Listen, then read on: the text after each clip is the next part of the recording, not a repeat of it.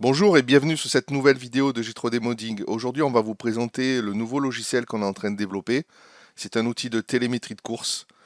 Donc pour rappel, nous avions déjà développé une première application qui était une télémétrie assez simple où on récupérait les données en mémoire partagée qu'on écrivait sur un fichier CSV et ensuite on avait développé un lecteur de CSV pour les lire. Voilà, avec des graphiques assez simples.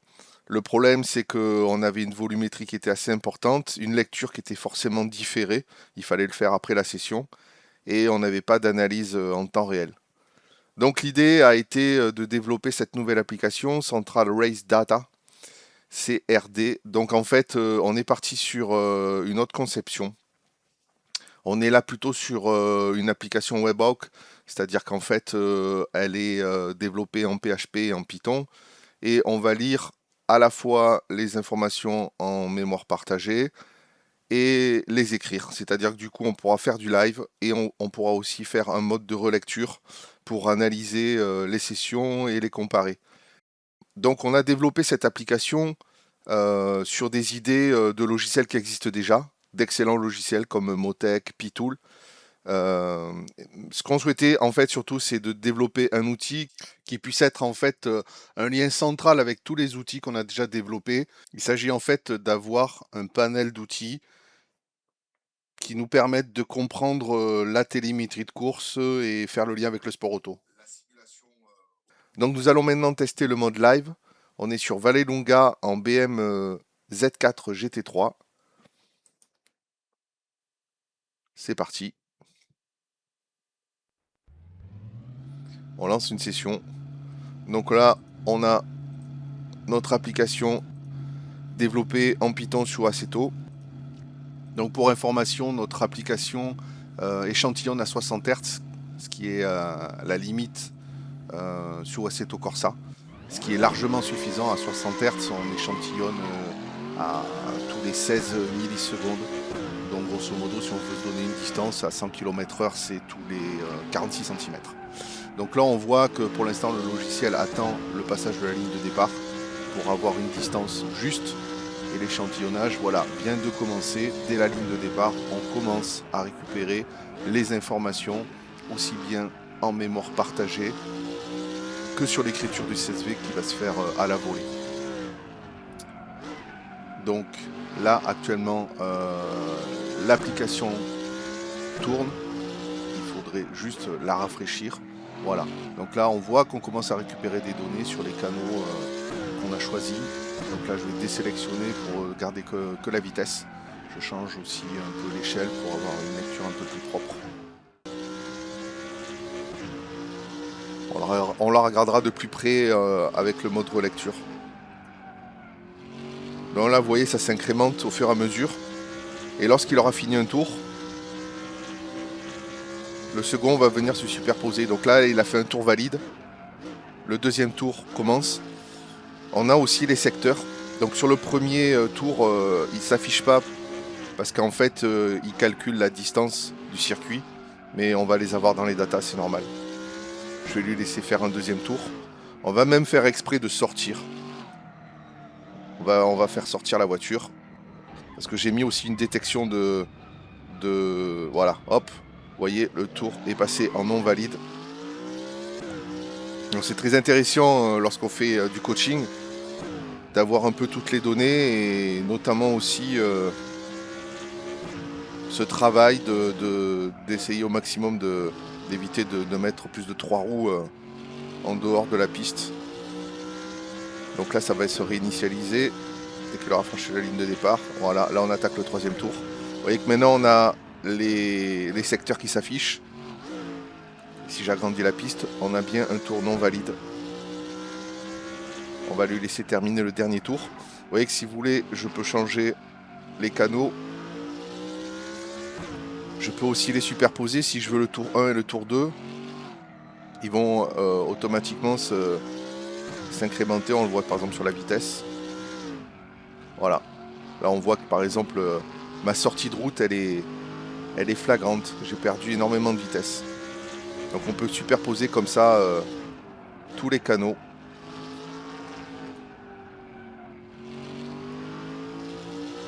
Ça va être intéressant sur la partie relecture de CSV. Donc là j'arrête la session. Merci, au revoir. Donc là maintenant on est en mode relecture. Ce qu'on va faire c'est qu'on va aller chercher 2 sessions qu'on a fait précédemment.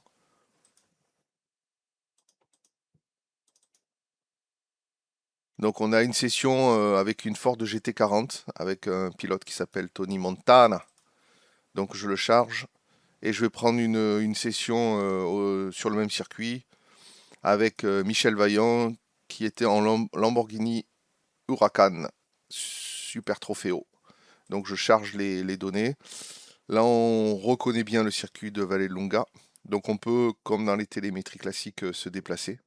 Ce qui permet de se déplacer aussi sur le graphique et de zoomer. On va donc afficher tous les canaux. Là, on a une détection aussi du meilleur tour. Donc, on voit que sur la session A, qui est la session de Tony Montana en Ford GT40, son meilleur tour a été sur le 4e tour. Donc, on va se mettre sur le 4e tour, on va le sélectionner. Et notre ami Michel Vaillant en Lambeau a fait un meilleur tour sur son 3e tour. Donc, on a mis aussi un code de couleur pour avoir une lecture beaucoup plus facile des graphiques. La session A, par exemple, est en bleu et la section B est en rouge. Voilà, comme ça on voit bien la différence entre chaque session et on peut les superposer. Donc là, de façon volontaire, on a pris pour la session A une GT40, une voiture des années 60, et pour la session B, une voiture très récente, une Lamborghini Huracan Super Trofeo. Comme ça, on va avoir des graphiques qui ne vont pas se superposer. Et on va pouvoir du coup un petit peu discuter de tout ça. On va par exemple se mettre à un endroit sur cette fameuse boucle. On va regarder quelle est la vitesse maximale pour les 2 voitures et les comparer.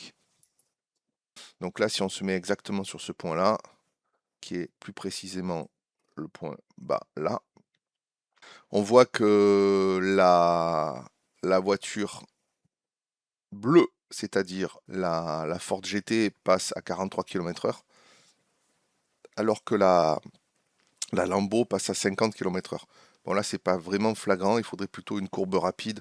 On va se mettre plutôt sur le virage, le dernier virage. Voilà, hop, on va se mettre là, au point le plus bas.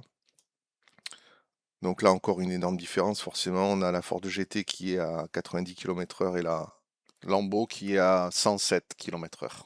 Du coup, c'est très intéressant, on peut revenir sur chaque tour, les comparer et faire des analyses assez profondes.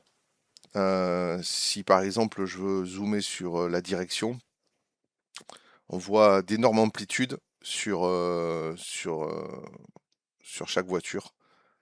C'est normal. On voit que l'amplitude elle est beaucoup plus forte sur la session A, puisque la GT40 elle a en fait une amplitude de volant qui est beaucoup plus grande. Elle est moins précise qu'une Lamborghini de dernière génération.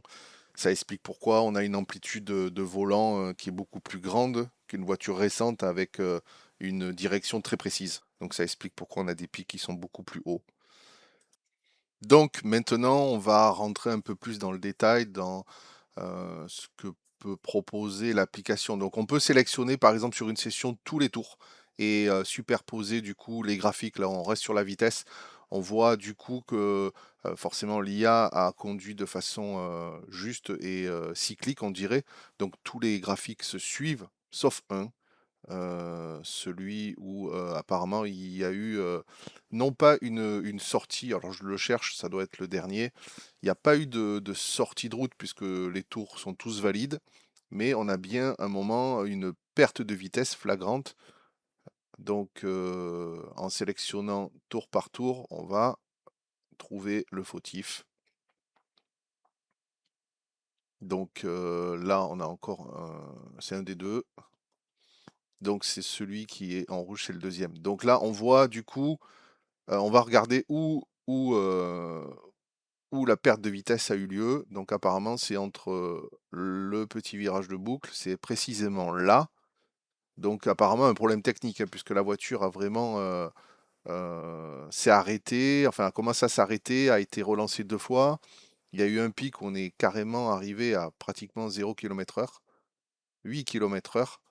Voilà, 8 km/h, donc effectivement, gros problème technique ou problème avec le pilote. Ça s'est passé exactement ici. Voilà, si on veut regarder où géographiquement le problème a eu lieu.